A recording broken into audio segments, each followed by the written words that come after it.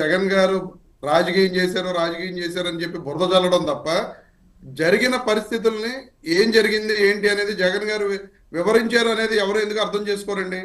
ఇప్పుడు దాన్ని రాజకీయం చేయడం కాదండి, అది వాస్తవంగా ప్రభుత్వం చేసిన తప్పుల్ని ఎత్తి చూపారు.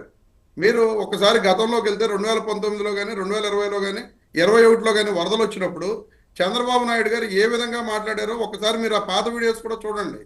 ఎప్పుడూ కూడా ఎవరు మాట్లాడినా జరిగిన తప్పుల్ని ఎత్తి చూపుతారు తప్ప రాజకీయం చేయడం అని చెప్పి బురద బురద రాజకీయం చేస్తున్నారని చెప్పి ఇలాంటి పని లేని పసలేని మాటలు మాట్లాడటం జరుగుతుందండి.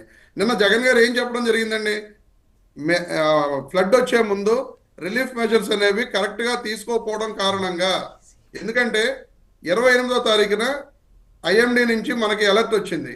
అలర్ట్ వచ్చినప్పుడు ఆ అలర్ట్కి సంబంధించిన విధంగా మన ప్రభుత్వం కూటమి ప్రభుత్వం దానికి సంబంధించి మొబిలైజ్ అవ్వలేదు కాబట్టి జగన్ గారు ఆ విషయాలన్నీ చెప్పవలసిన పరిస్థితి ఏర్పడింది. ఎక్కడో దాకా ఎందుకు సార్, ఇప్పుడు పైనుంచి ఎంత ఫ్లడ్ వస్తుంది, శాటిలైట్ తోటి మనం లింకప్ అయి ఉంటున్నాం.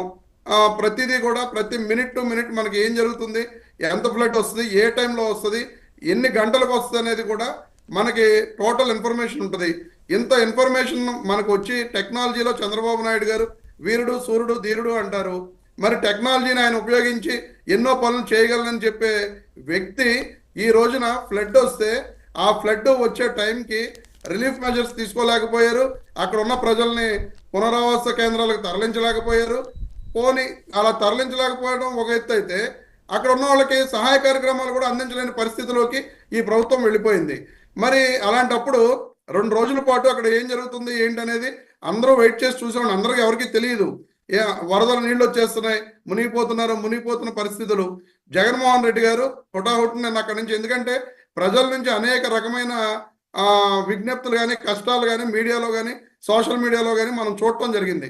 అది చూసిన తర్వాత ఇడుపులపాయలో ఉన్న జగన్మోహన్ రెడ్డి గారు యాక్చువల్గా ఇవాళ రావాల్సి ఉన్న ఈ వెంటనే ప్రజల యొక్క కష్టాలను తెలుసుకోవాలి, మనం వెళ్తే అన్న ప్రభుత్వం కొంత జగన్మోహన్ రెడ్డి గారు వచ్చారు, ఇదంతా కూడా ఇబ్బంది అవుద్ది, మళ్ళీ రేపు పొద్దున ప్రజల్లో జగన్మోహన్ రెడ్డి గారు, ఎందుకంటే ఎంతసేపు చంద్రబాబు నాయుడు గారు ఆలోచించేది దాని గురించే కదా, జగన్మోహన్ రెడ్డి గారికి క్రెడిట్ వచ్చేస్తేమో అనే ఉద్దేశంతో వెంటనే నిన్న ఆయన వచ్చిన తర్వాత రిలీఫ్ మెజర్స్ మొదలు పెట్టడం జరిగిందండి.